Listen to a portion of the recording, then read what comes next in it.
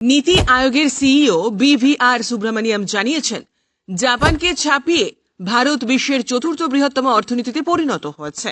সামগ্রিক ভূরাজনৈতিক এবং অর্থনৈতিক পরিবেশ ভারতের পক্ষে অনুকূল। ভারত 4 ট্রিলিয়ন মার্কিন ডলারের অর্থনীতি মন্তব্য করেন তিনি। তার সপক্ষে যুক্তি হিসেবে আন্তর্জাতিক মুদ্রা তহবিল অর্থাৎ আইএমএফ এর তথ্য উদ্ধৃত করেন তিনি। ভারত আজ জাপানের চেয়েও বড়। 2024 সাল পর্যন্ত ভারত বিশ্বের পঞ্চম বৃহত্তম অর্থনীতি ছিল। মার্কিন যুক্তরাষ্ট্র, চীন এবং জার্মানির পরেই ভারতের স্থান। সঠিক পরিকল্পনা এবং চিন্তা ভাবনার সাথে কাজ করতে পারলে আগামী স্বল্প সময়ের মধ্যেই ভারত তৃতীয় বৃহত্তম অর্থনীতি হতে পারে বলে আশাবাদী তিনি।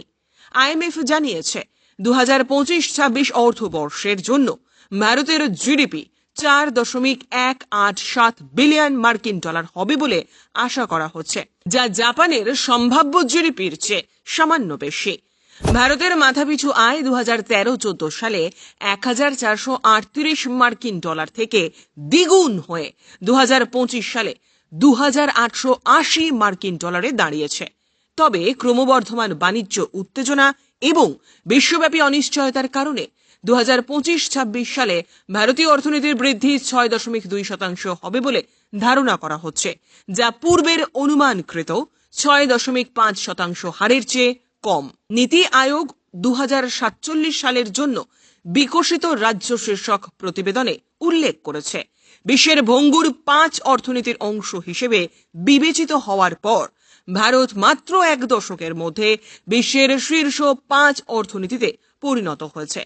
প্রতিবেদন অনুসারে 2025 সালে বিশ্বব্যাপী বৃদ্ধি 2.8% পৌঁছানোর পূর্বাভাস দেওয়া হয়েছে, যা পূর্বের অনুমানের চেয়ে 0.5% কম।